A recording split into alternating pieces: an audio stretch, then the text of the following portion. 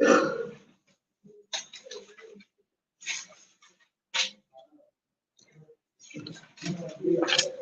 very good afternoon to all the participants who have come here to join us for this international online webinar or seminar on data science and management of data.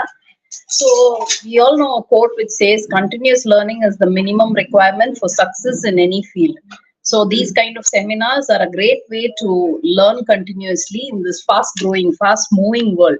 So before we start this webinar, I would request our head of the department, Dr. N. Kanya, to give the welcome address. Thank you, Dahlia ma'am. Good afternoon, everyone. On behalf of the Department of Information Technology and the Association of Information Technovanza, it's my great pleasure to welcome you all to the International Seminar on Scam and Data Protection and Data Management. We are delighted to have you join us virtually on YouTube for what promised to be an enlightened and encouraging session. Today, we are honored to host Dr. Sundresan Perumal, an esteemed associate professor and director of Entrepreneurship Cell at Universiti Sains, Islam, Malaysia. Dr. Perumal's extensive knowledge and experience in the field of data science will be undoubtedly provide us with valuable insights and inspire us to explore new horizon and data management. I welcome you, sir. We are happy to have you here. I'd like to thank Dr. R. Kausalya, Dean International Studies, for her continuous coordination. Thank you, ma'am. I'd like to extend my welcome to the participants for this international seminar. Enjoy the session. I'd like to extend my sincere gratitude to our founder chancellor, Dr. A.C. Shanmugam sir, and our President, Engineer A.C.S. Arun Kumar sir, for their continuous support. I'd like to thank Dr. Dahlia Sam, our Organizing Secretary, for her tireless effort in coordinating this seminar. As we gather here today, I encourage each of you to actively participate in the discussion, ask questions, and engage with the ideas presented. You can share your questions through the YouTube chat box. We'll be at the end of the session. We'll be having the question and answer session. We can discuss with the guests with the questions what you have posted in the YouTube chat box. Thank you once again for joining us and welcome you all to this seminar. Let us make the most of this opportunity to learn, collaborate, and innovate. Thank you once again.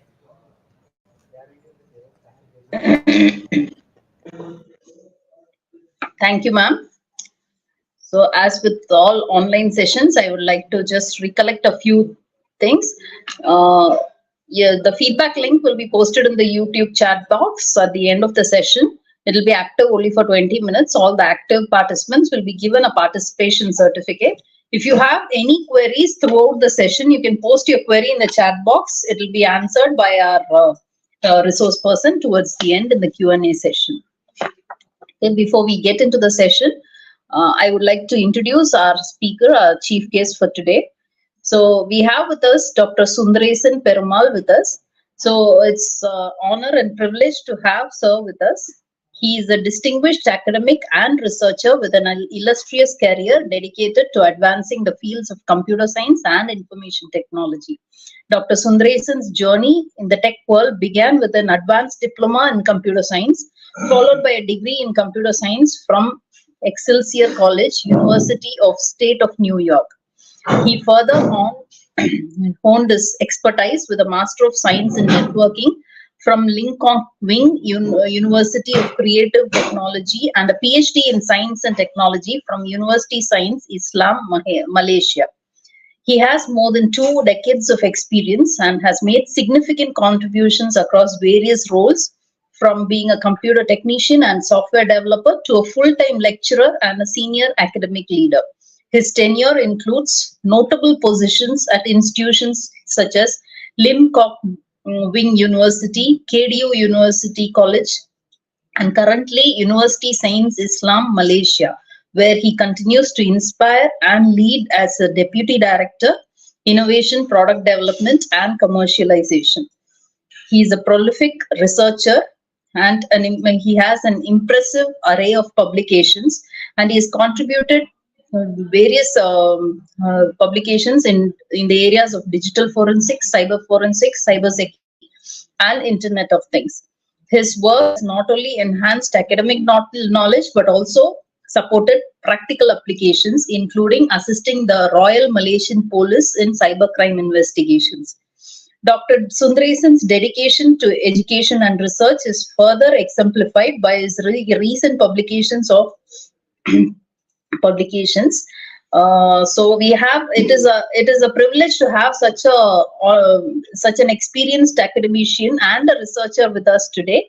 So we hand over without much delay. I would like to hand over the session to our guest resource person, the chief guest, Dr. Sundresan Perumal.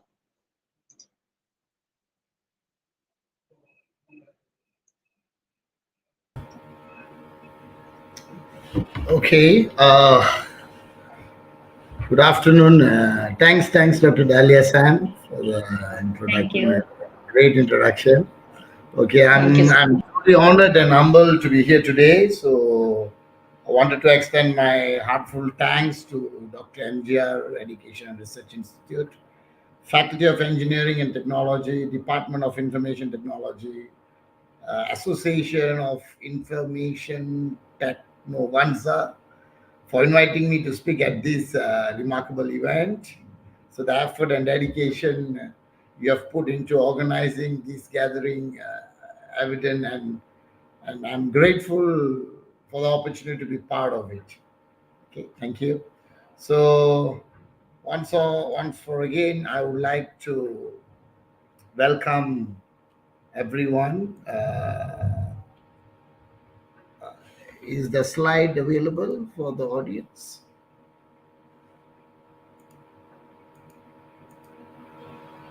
Oh, okay. Yeah, it's that.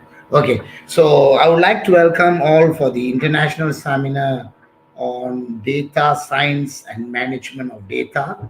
And the title that was picked for today is Unmasking the Threat from Data Governance from Cybersecurity and Technology Maturity. So before we jump into the slide, when I saw the seminar name, it is Data Science and Management of Data. So what I could recall is it's a Jupiter versus Jupiter. That's what I would say, because data science itself, it's a very huge element to be discussed in detail, and management of data is totally another platform or another arena that totally self by it's independently, so it's too large area. So the time that was given to me is also limited, so obviously I need to plan. So today what we have done here in our slide, we have discussed about data governance, a little bit on how to protect or prevent from data breaches, and I did talk about a little bit on the live data that going to be virally, I would say, being ventured into day-to-day life, which is in IoT, and also some fundamental security prevention on this thing. Okay, so let's go into this. So a little bit about myself. I think they have spoken a lot of things about myself. My name is Dr. Sundresan Perumal. So I worked in cybersecurity field and also on a data lake management for the past 20 years, and for the last 10 years of those, we basically managing securities in terms of digital forensics, investigations, and instant incident response, data carving, and this is what we've been doing all the while. So having said, with this knowledge, of course, yes, we deal with lots of data. Of course, we don't miss those who are listening to this talk. You guys also might be dealing with data, but the level of data that we are dealing with and you are dealing with might be have some difference, because there are two different type of data. When you publish the data, is basically you would like everybody to see. We are looking from the perspective how to govern the data. That's why the data governance is a totally different philosophy in security, I would say. Because when we say data privacy, let me start with the data privacy. When we talk about data privacy, you just imagine it's a large and long-lived field. This is something like that.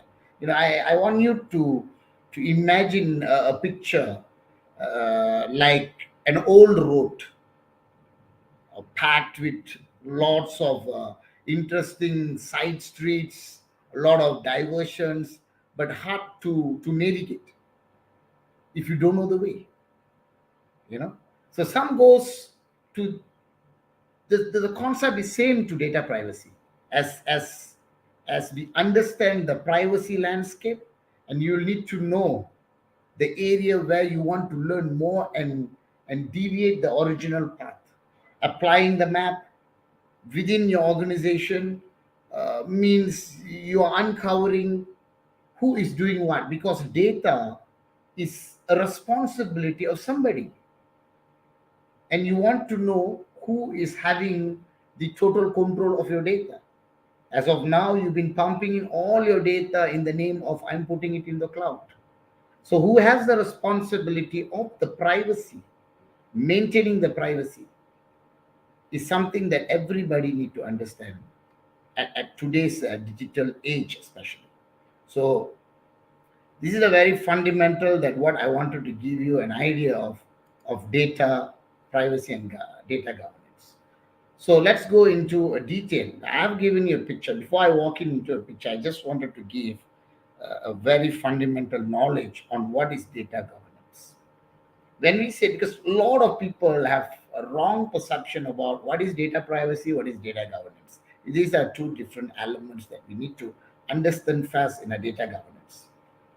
When we say data governance, is often used as all-encompassing, means that why, in a way to think about our data decision, like whatever to opt into allowing a service to contact you, or determining who have an access rights to a given database.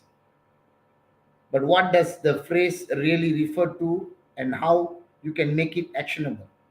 Because the data is already there.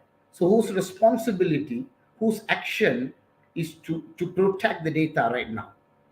So the data governance is, the job is to govern the data, to protect the data. So one way to govern happens via a transfer of right to the individual or to the people or the owner who manage the data. So those rights are passed on to elected official who manage the task, and responsibility of individual who has time, expertise, and also the interest. And this is for the public data. What about the private data? So that is where we start to spend our money in protecting the data. So the data governance help manage whose data you collect, how you collect, and you enhance it, and what you do after the collection. So here I've given you a very simple diagram here.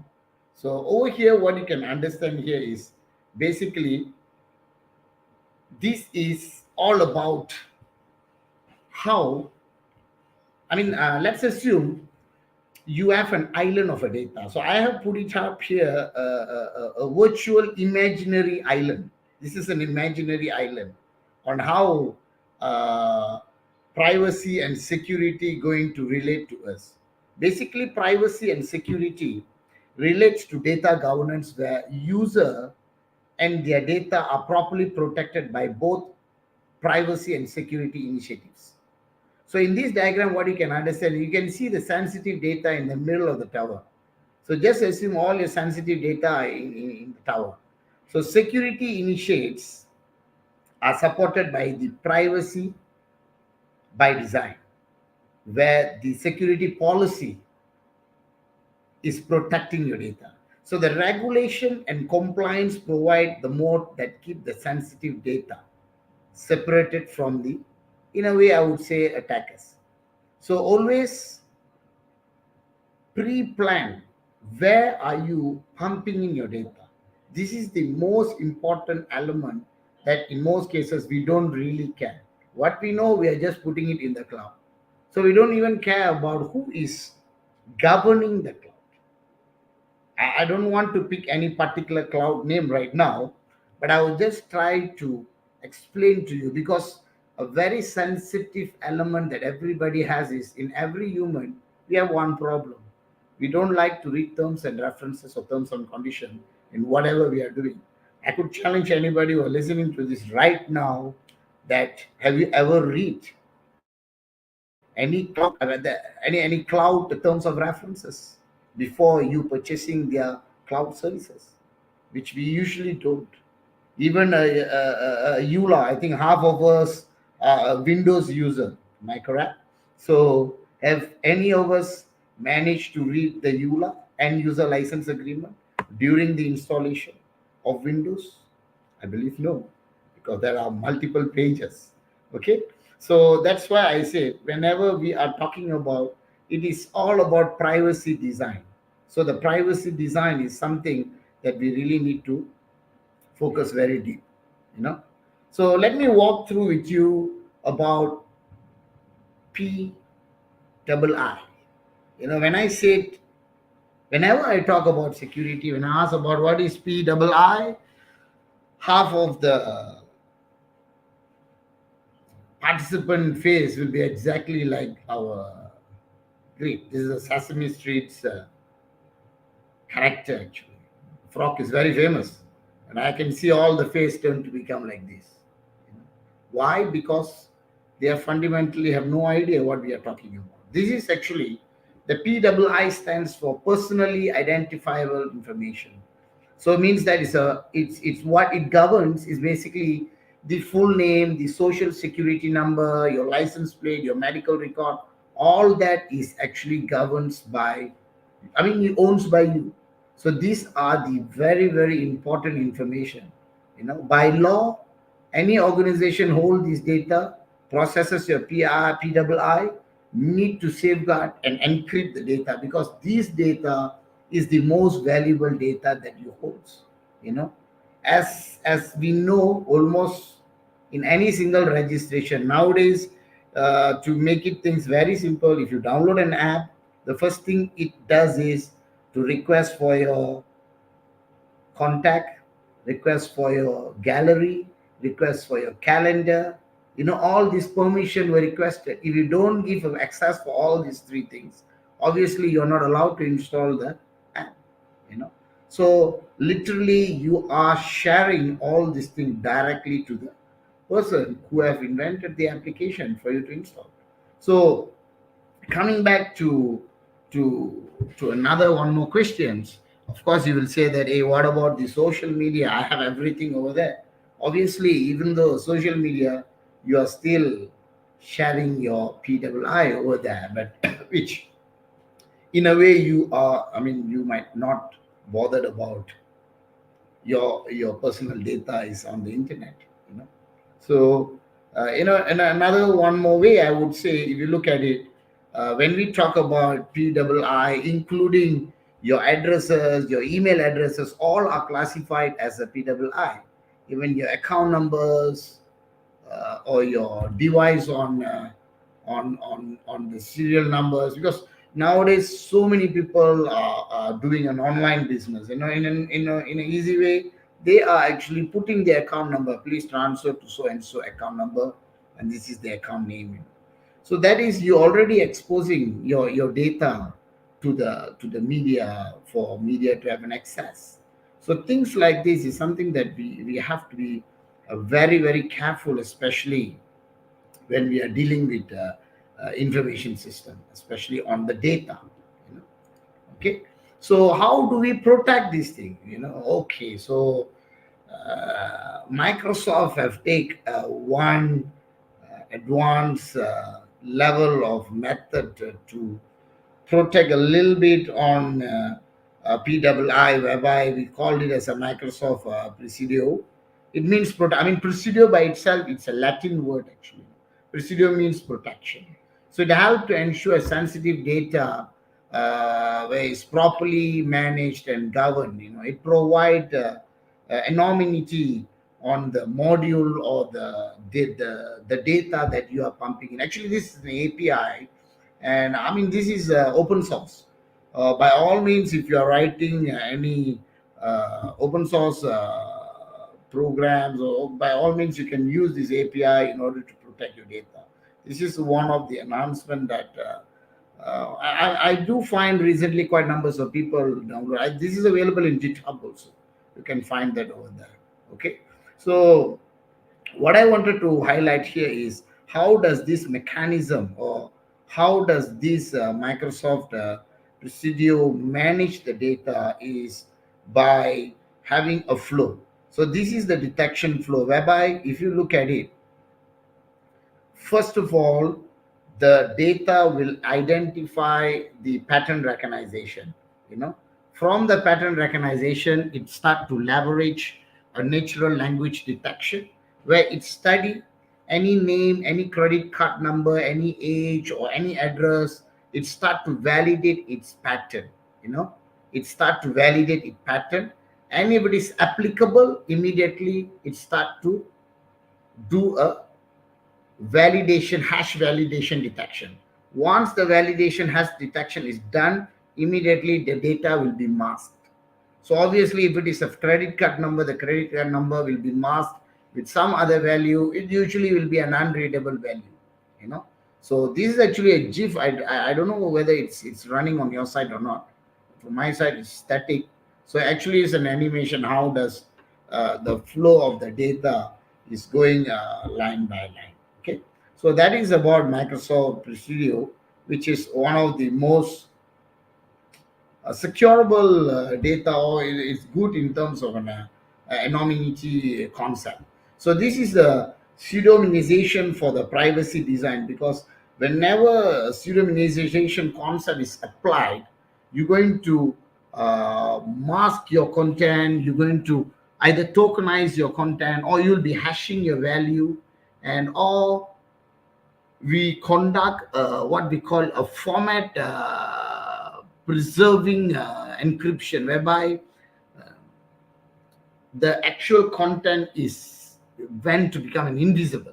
So that is a few concept. Actually, if you wanted to have, I supposed to run a demo, but then what happened is it's a static this thing, so I couldn't run a demo. It's a very straightforward actually. You could mask the most easiest mechanism that what you can use in organization design is hashing. So hashing is the most easiest trial that you can do if you wanted to practice this. It's a very simple coding mechanism that I would always request everybody to try and practice this. Okay, so this is one of the fundamental way, or very easy immediate way you could play around with a data governance in a very small scale. If you are an organization that you are looking at, how do you going to conduct a data governance, and what is the mechanism of data governance you have, the most easiest way is Microsoft concept that you can take charge on doing it. Okay, so let me move further. Oh, yeah. Okay. So I believe lately, quite numbers of you all might be seen images like this, correct? So I believe almost half of the world currently into this. Why I'm saying this is, how does these pictures is produced? This is not a Photoshop, or this is not Acrobat fireworks, or or it's not produced from there. This is a high-end quality work of DAL E2. We all know what is DAL E2 today, because as we know that AI is progressing at the astonishing speed, but we still don't have a good understanding of the data set that powered AI, and little accountability for whatever abusive image they contain. Because I'm talking from the perspective of a digital forensics also, because we are dealing with a lot of issues lately after this AI came into the picture. And I would like to make a disclaimer earlier: I'm not against AI or what, but I'm just talking from the data governance and also from the digital forensic perspective. I will answer why I said this thing later, because I have my justification for that. Some of the image generated using the AI tool that have taken over the internet in recent months are powered by part by some of the worst images that have ever been posted on the internet, including images of the Islamic State executing people, photoshopped nude celebrities, or real nude pictures which have been hacked from the celebrity phones, and all this thing. So all this AI text to image tool, we call it as a AI text to image tool, like DALI 2, Mid Journey, Stable Diffusion, and there are a lot, have all gone mainstream in recent months. Why? Allowing people to generate images in a matter of seconds. So these tools even the less popular ones, really on using, totally dependent on the training data, which comes in the form of a massive data sets of images scrapped from the internet. So these data sets are usually impossible for an average person to audit, because they contain hundreds of millions, in some cases even billions of images, with no easy way to sort them through. you know so a little bit idea I would like to share about. I mean, some might don't have an idea about what is this DALI 2. So DALI 2 is a 12 billion parameter version of GP3. I think those who are listening to this, you might be an old school in chat GPT. I know, especially students, unmeasurable knowledge they have in chat GPT. So I believe you might know chat GPT, but it doesn't know the engine that lies behind that. So DAL E2 is actually trained. Actually, they're going to be a DAL E3, and they are progressing with lots of versions. I don't want to touch about it. So they are trained to generate image from a text description using data sets of a text image pass, actually. So it has a diverse capability, including creating what we call an anthropomorphized version of, say, whatever pictures you wanted. For an example, you wanted a teddy bear in the middle of the street on a skateboard, or a dolphin doing a diving in the space. You just name it. It is possible to be rendered accordingly based on the text that you have put it in. So that's the capacity of Dell E. So but the question here is how far we are mobilizing this. Because of course so those who get offended, I'm sorry, because I believe machine learning is actually works as a data laundering. Because I'm talking today on the perspective of data security and data governance. Why I say this is because the rise of generative machine learning has been very much mobilized as the technology matures. Because this is only after the arrival of a generative machine learning, you know and the size and the use of this model, as well as other generative architecture, have vastly increased in the recent years. If you look at the model, intelligent machine learning model like DAL E, a GPT-3 and a stable diffusion and all these things, it make it easy for anyone, anywhere to generate a new text, images, audios, and even videos in a seconds. You know, project like GitLab Copilot, which is recently launched. If you look at it, could be used one day to write the whole a swath of a program based on the prompts. Why? Because today I think some of you all might heard about these prompt engineers. The prompt engineer is a new potential of a career path, because it's ruling the world right now. So this all sounds like a great advance in machine learning, right? you know shouldn't we be excited to see uh, the field is reaching a new heights? Frankly, this is the actual answer for the data laundering. The rise of a massive model means to see the field reaching a new heights. But you need to understand, the massive model here means a fairly poor outcome for privacy. A fairly poor outcome for the privacy. I would like to stress this word. And the control of your own information is totally not in your hand. Why?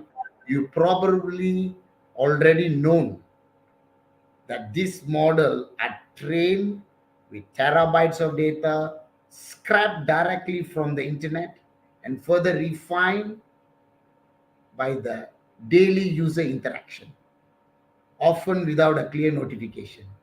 you know there are no attention paid to copyright notices, the context of the content, or the permission from the side of the creator and maintainer. What we used to say, how was your AI model? Oh, I am training my model. How basically you are training your model? You are using a live data and you are training the model. But in some cases, some models, I would like to quote, some models basically never bothers about the attention of the copyright, never bothers about the content rights and the permission of the creator who have created the entire content. So when the data is released online, it is with the assumption that a human will find that the content reviewer in a full form of a potential to interact with the author or the creator.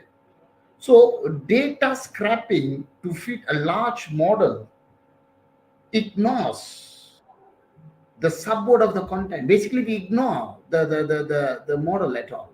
It destroy not only the contextual integrity of the data, but also the privacy and the consent.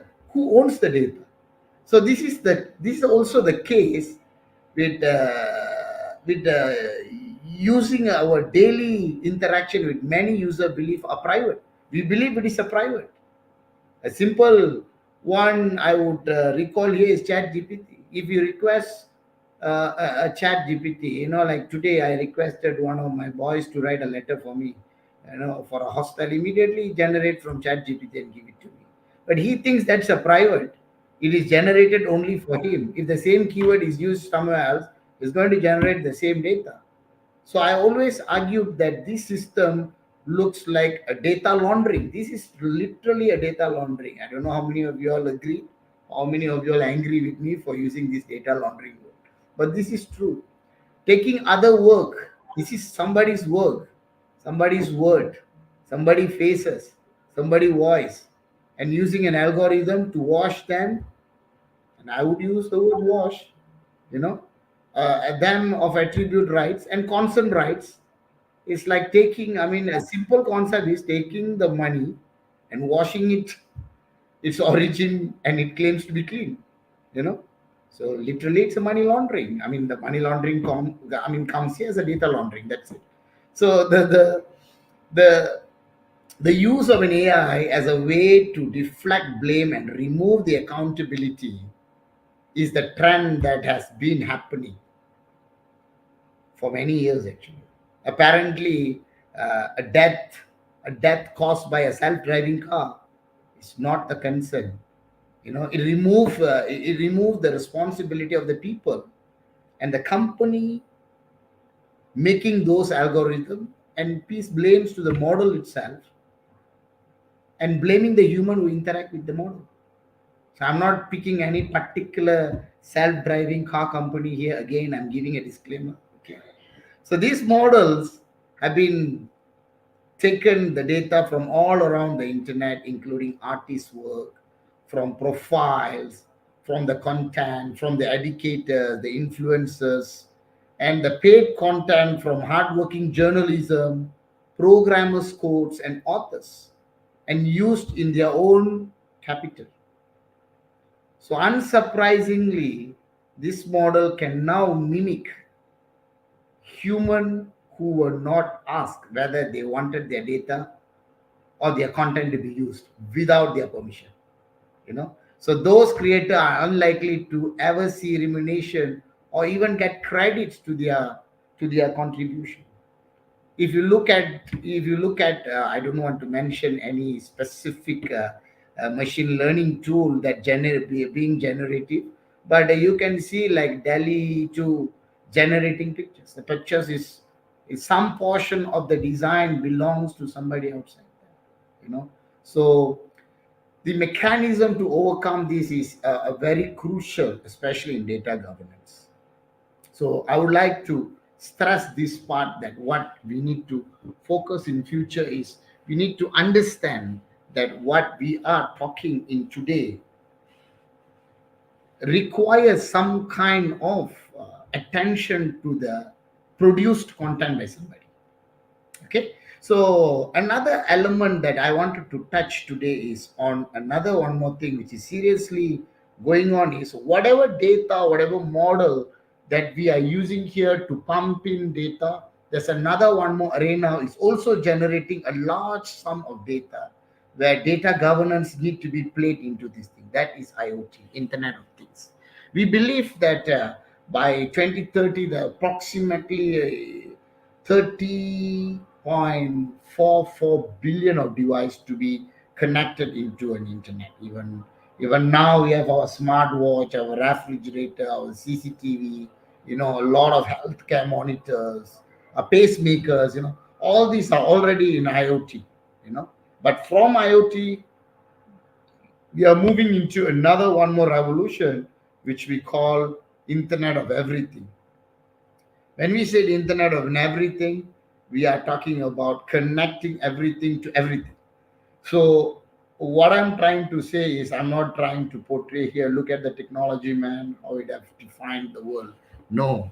What I'm trying to say here is, look at the amount of data that the device is going to produce and the amount of PII that going to be generated, and who going to be accountable for the privacy of all this data. Today we have never been bothered.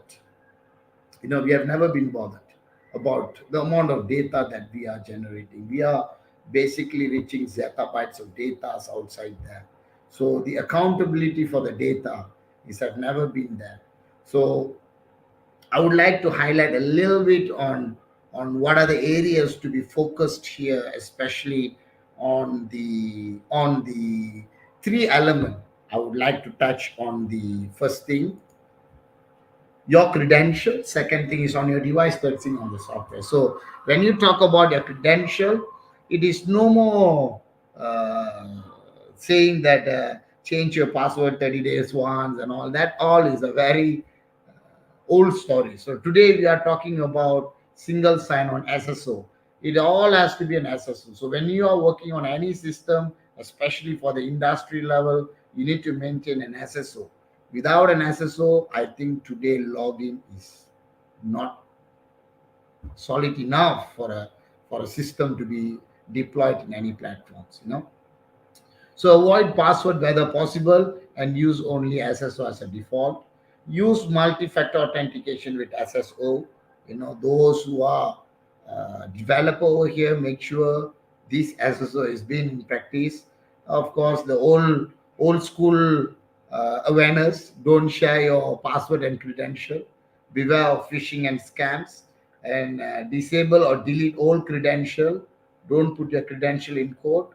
Always exercise a principle of least privilege. Do not give all the privilege. A very simple, especially on social media. Social media is the biggest platform for most of your password credential to be excessively stolen. And also, a second thing is phishing and scam. You don't open a door for a phishing and scam, especially when you are dealing with a lot of banners, posters, links that which have been sent to you. Okay. So next is looking into how to protect your device. When you talk about protecting your device, you need to make sure you need to use a proper device management for all the device used by your employee, because we have quite numbers of volt based systems. Like, even I'm not selling a brand here, but I would like to brought up one like Samsung Knox. Samsung Knox is one of the very good volt that I even personally have a couple of times used in our industry platform, which is quite secure. So these are a management tool that I would always suggest. If you think that you for a personal, because now Samsung already have Knox for a personal usage. So if you think you have some bank app, or you have some very private app that you are using which has a lot of data, install Volt and try to move all these application into a Volt. It will protect your application credential and also your application in a very safer way.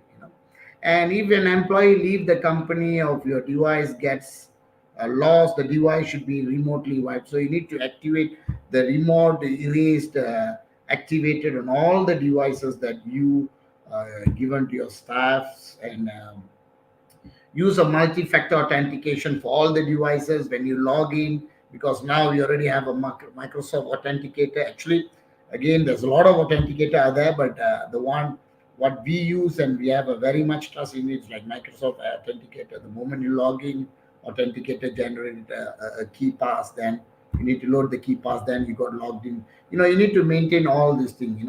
And signing your device using only your company email credential is also another one more good thing that you can practice. Those who wanted to have better security on the data, and all policy covering credential and behavior apply to your device. This is very, very important. Policy need to be relooked every 6 months once. Share only what required to convey to your point. This is one most important element that you need to follow. And the last one would be the software update policy, because most of those are always left out when it comes to update policy, because we believe, oh yeah, I have Windows 11, so it's Windows 11's responsibility to update. So actually, yeah, it updates, but you always don't restart your web browser whenever you see an update alert. And maintain a minor OS update on a company and personal device to stay alert on all these attacks. And the company will identify critical major OS update and provide guidance. It's important. Do not use beta version on factory or your company devices, neither in the virtual machine also, if possible, because some believe that, oh, it's okay, it's beta, I need to test. So let me try with my VM. Yeah, I know VM got nothing to do with your actual network, but it is not advisable, because there are a lot of trial and error that we have played around, but it is still quite dangerous.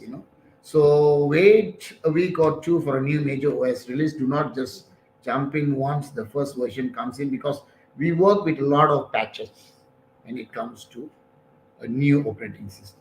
So in general, what I'm trying to sum up in overall, I believe the data privacy and data governance should start from you, not from the vendor that you are dependent on. Because when you have literally protect your data, literally you understand your PII, And you know what are the data to be published, what are the data to be protected, how do I look after my data. Eventually we're going to safeguard our data governance at a very high level. Okay, so I believe what I have brought it into you today was very useful. A little bit, I would say this is not overall I have covered. I've just given you a very, very fundamental idea about what is this privacy and data governance, and also about a growing data from IoT devices, because IoT devices become the trend of today's life, and nobody bothers about the amount of data the IoT is producing, but people are more happy to see the technology is in our fingertips, so we have forgotten about our data. So in last, at a nutshell, what I wanted to wrap up is always expect the unexpected in the technology world. And thank you.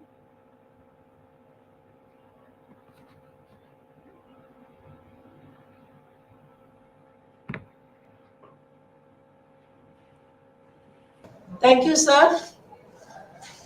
It's a great session on the security, data security, and how to protect the data in nowadays. Really, it's a great session. Thanks a lot, sir. Diana ma'am, over to you. Yeah. Thank you, sir. Thank you, ma'am. So participants, if you have any questions, you can post in the chat box. We'll just wait for a couple of minutes so that sir can answer your queries.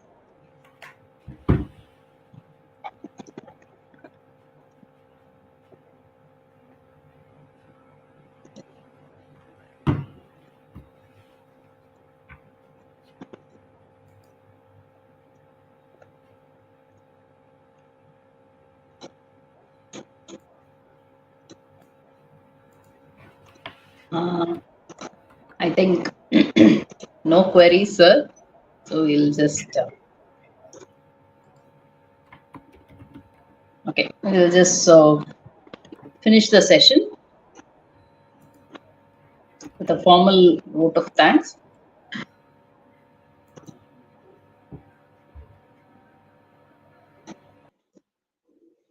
Okay, I'll just share the formal vote of thanks, and we'll come. So that will come to the end of the session. So yeah, thank you once again in a very informal way. Saying a very thanks for that very beautiful presentation that you made, sir. So first of all, I would like to thank you for that beautiful presentation. Actually, all the content that you had put with the images and everything, which was very useful. Thank you, Dr. Sundresan, sir. Sundresan Perumal, sir. I would also like to thank our Honorable Chairman, Dr. A.C. Shanmugam, and President, Engineer A.C. S. Arun Kumar, who have been a continuous support system for organizing such events continuously in our department.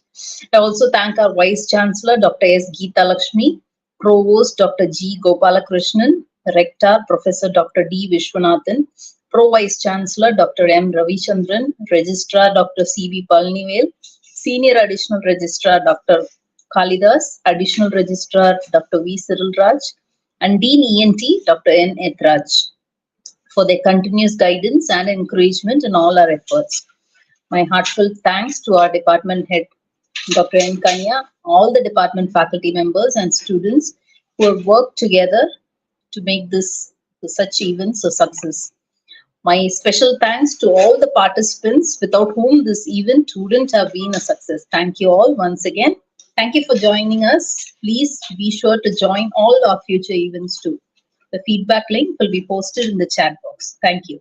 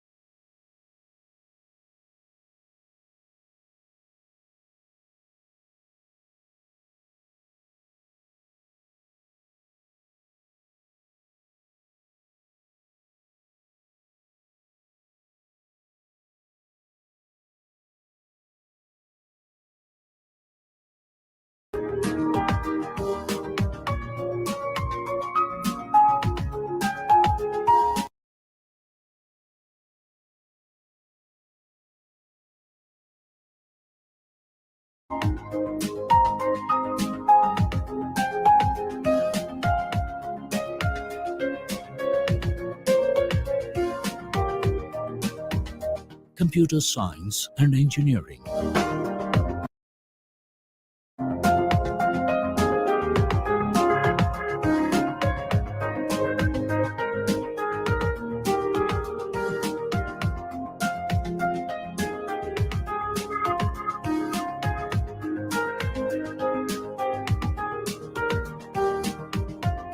Electronic and Communication Engineering.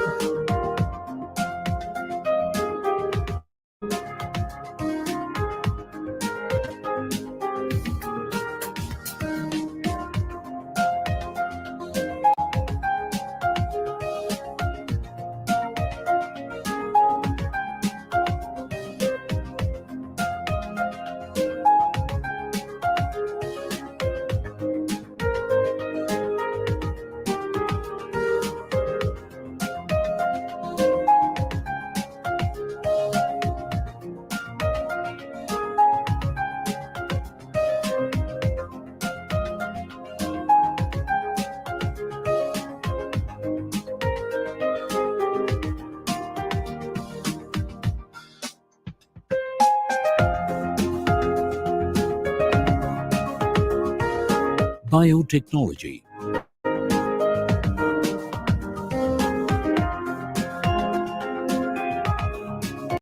Rajajeshwari Medical College and Hospital is a dynamic, reputed, highly acclaimed institution situated in the serene 25-acre campus in southwest Bangalore. The college has state-of-the-art central research laboratory with qualified and trained personnel.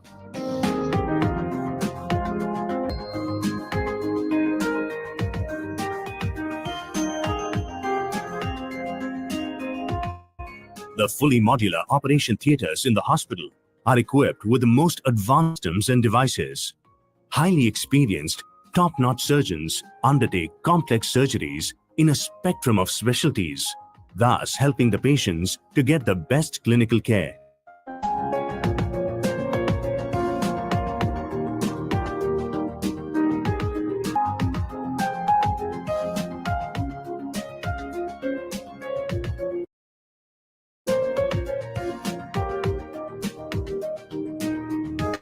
ACS Medical College and Hospital, Chennai.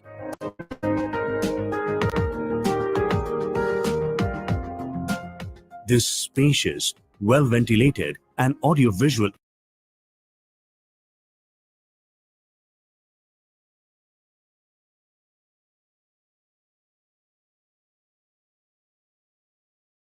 equipped lecture halls and classrooms are designed to provide space for CMEs and training sessions for the doctors, students, staffs and nurses and technicians.